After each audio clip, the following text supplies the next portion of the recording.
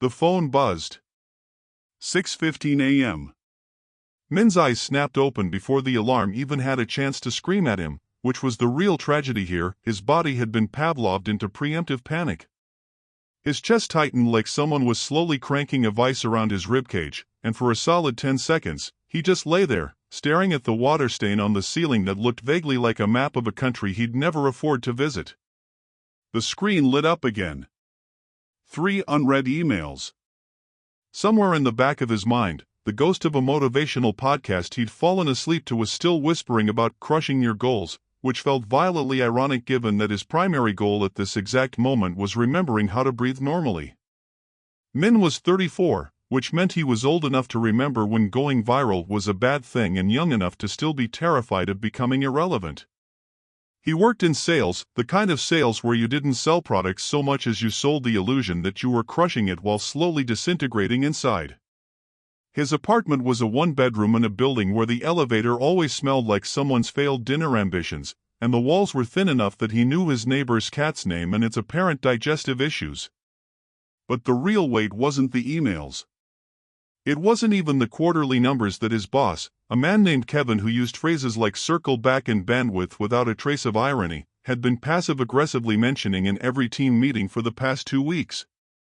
No, the real weight was something Min couldn't open on his phone, couldn't mark as read, couldn't archive into a folder labeled "Deal with later." The real weight was the silence. See, Min had grown up in the church. Not the kind of church where you showed up on Easter and Christmas and felt vaguely spiritual for approximately 90 minutes. The real kind. Youth group on Fridays. Worship team on Sundays. He knew all the songs, could harmonize to oceans without even thinking about it. He'd been the guy who raised his hands during the bridge, who nodded along when the pastor talked about trusting God in the valley. But that was before the valley actually showed up. The valley, it turned out, looked a lot like an Excel spreadsheet with red numbers and an inbox that never stopped screaming. It looked like a stack of bills on the kitchen counter that he'd started organizing by color because it made the anxiety feel more aesthetic. It looked like lying in bed at 2 a.m., staring at the ceiling. He hadn't really prayed, in weeks. Maybe months.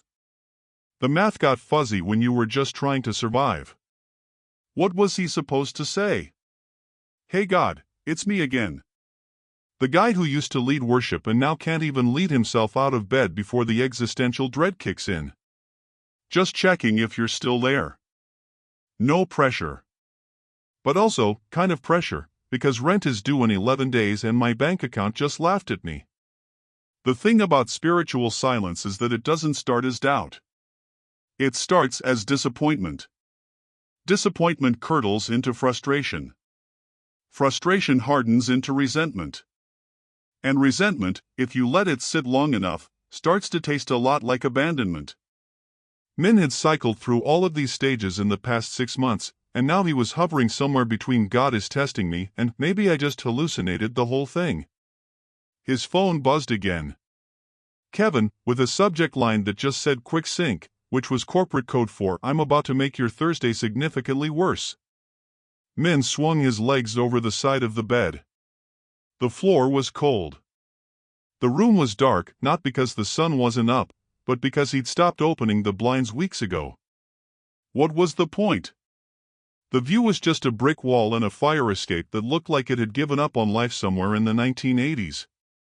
The whole apartment felt like a waiting room for something he couldn't name.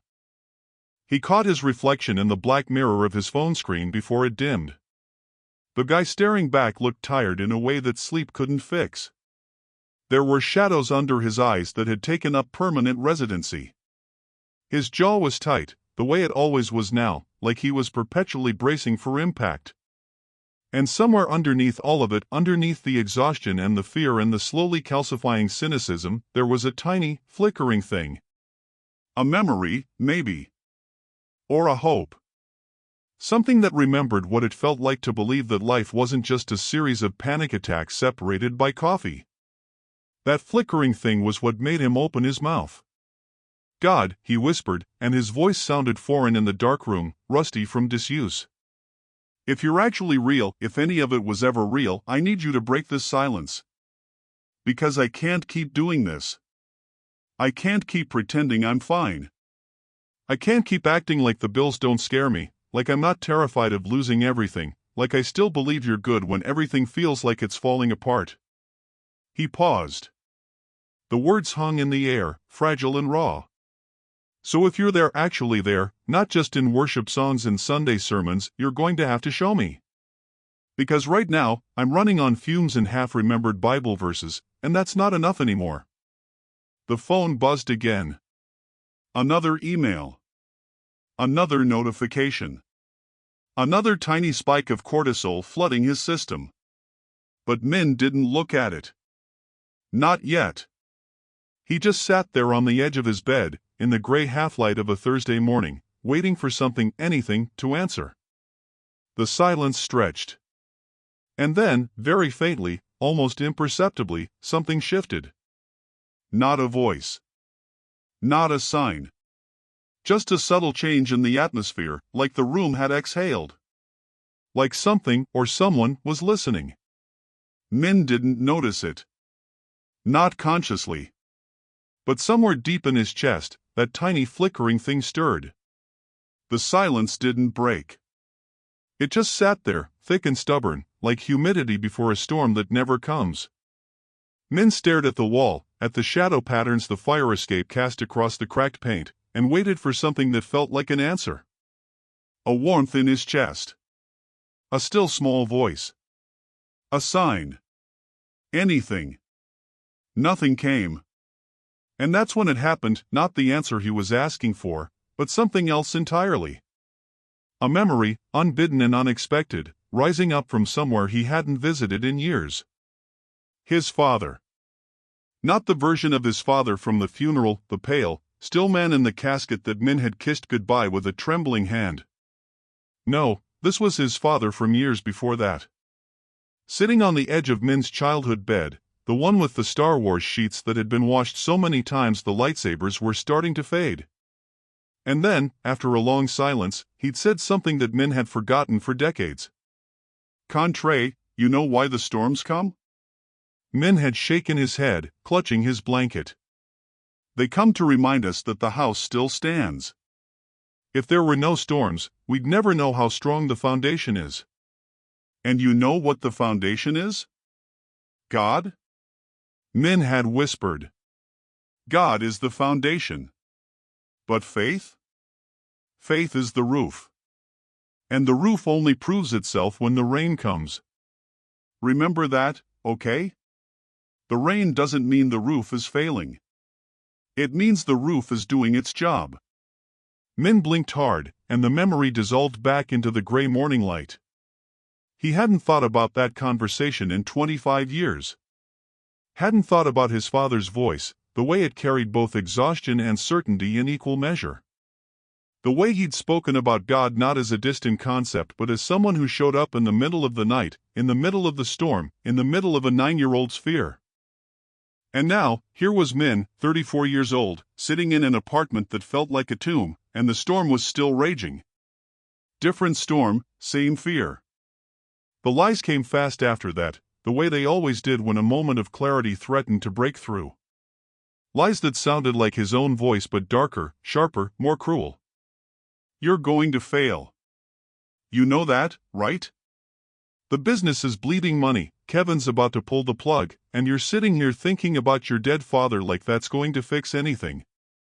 Min pressed the heels of his hands into his eyes until he saw stars. "God doesn't care about your startup. God doesn't care about your panic attacks. If he cared, why would he let you get to this point? Why would he let Dad die when you were 22 and still needed someone to tell you how to be a man?" The questions had teeth, and they'd been chewing on him for years, those same old whispers that circled back every time the silence got too loud. He could still smell the hospital hallway, that sharp antiseptic sting mixed with something stale and hopeless, the rhythmic hiss of the ventilator counting down the seconds he didn't want to count.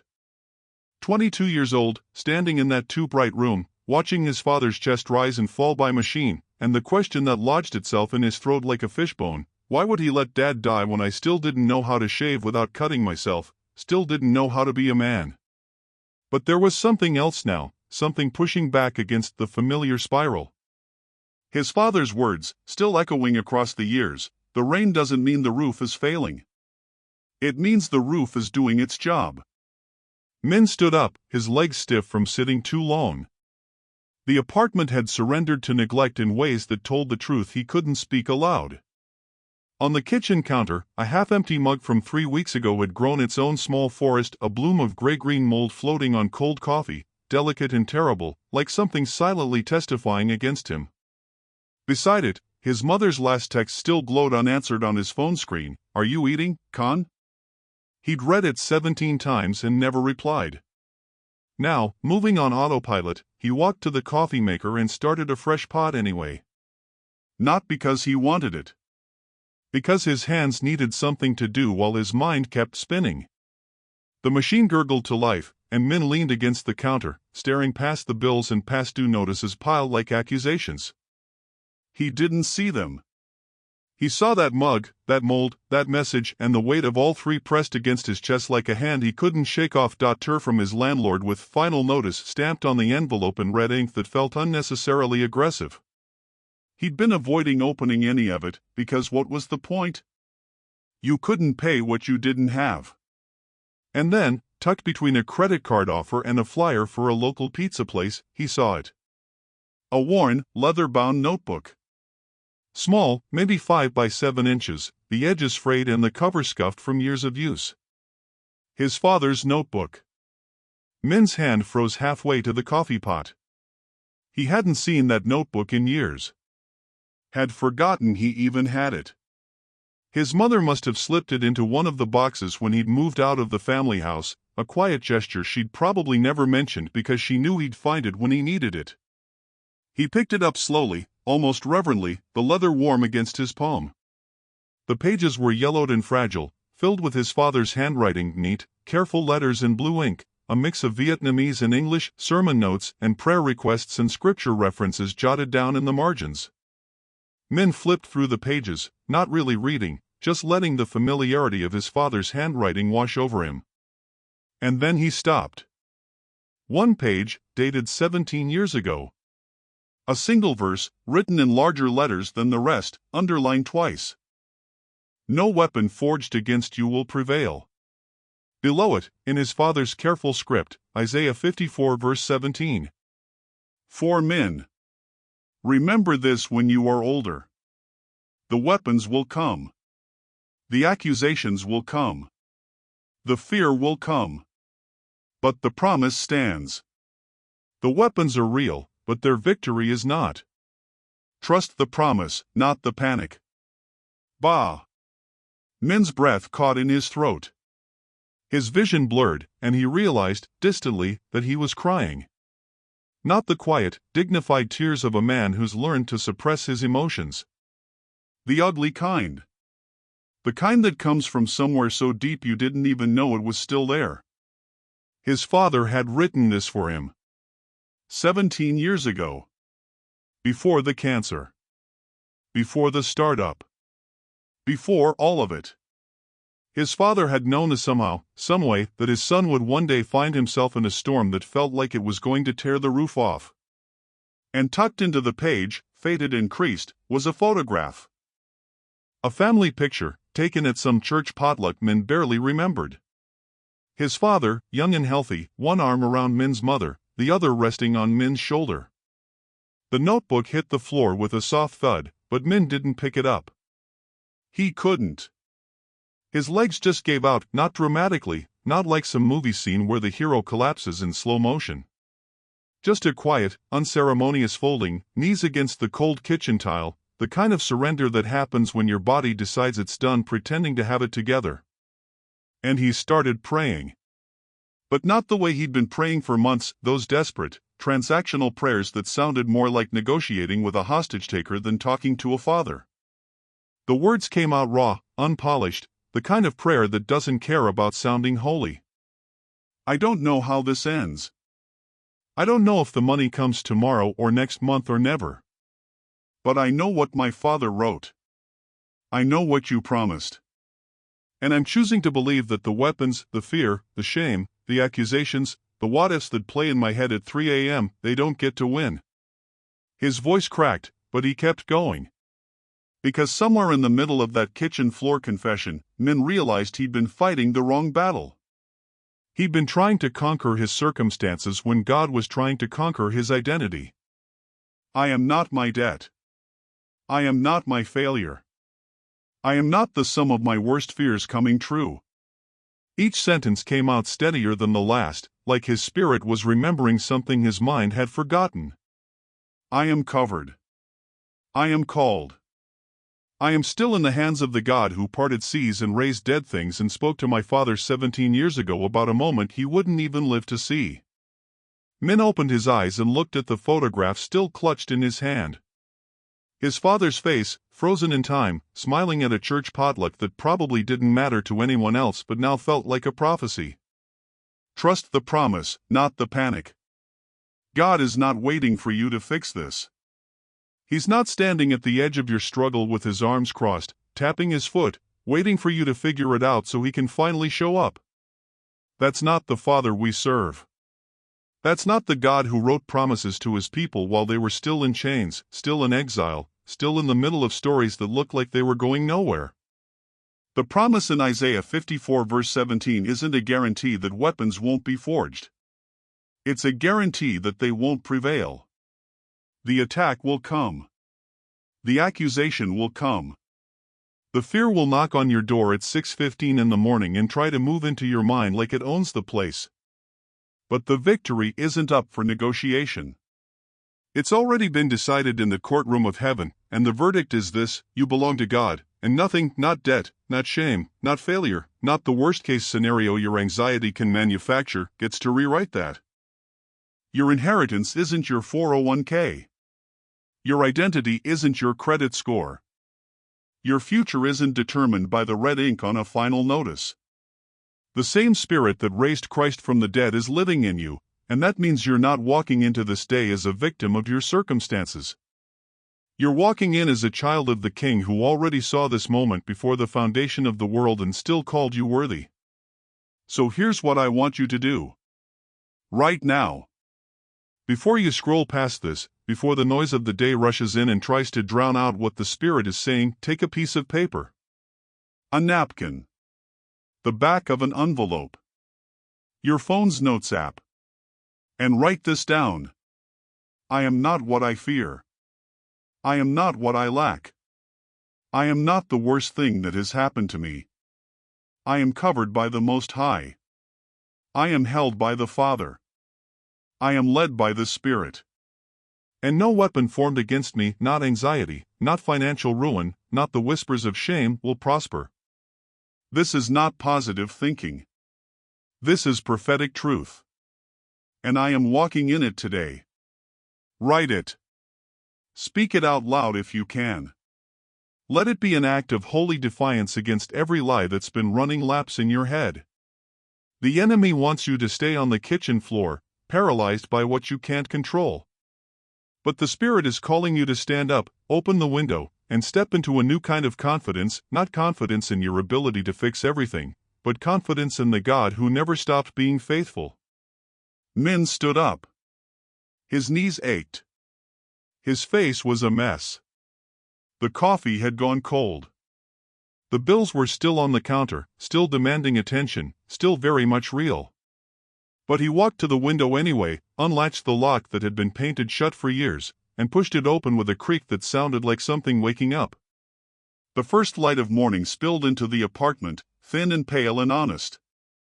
It wasn't a miracle sunrise with orchestral music and dramatic clouds parting. Just the ordinary beginning of an ordinary day. But Min stood there for a long moment, letting the cool air hit his face, and he felt something he hadn't felt in months. Peace. Not the peace of everything being resolved. The peace of being held in the middle of the unresolved. He didn't know if the investor would call. He didn't know if the landlord would give him another extension. He didn't know if the startup would survive the quarter. But he knew deeper than he'd known anything in a long time that he was not alone in this. The same God who spoke to his father in a quiet moment 17 years ago was still speaking. Still present. Still working. And that was enough to take the next step. God is present. God is faithful. God is still working. Even now. Even here. Even when the circumstances haven't changed yet, the one who holds them has never let go of you. The day began not with a full bank account, but with a heart fully covered. And sometimes, that's the quieter miracle, isn't it? The one you only notice when you stop counting what's missing and start feeling what's holding you. I whispered it under my breath like a prayer still learning to trust itself. You're here, Lord. You're faithful. You're still moving, even now, even in this. My circumstances hadn't shifted, but something inside me was beginning to soften, to lean in, to believe that the one who holds all of it has never once loosened his grip on me.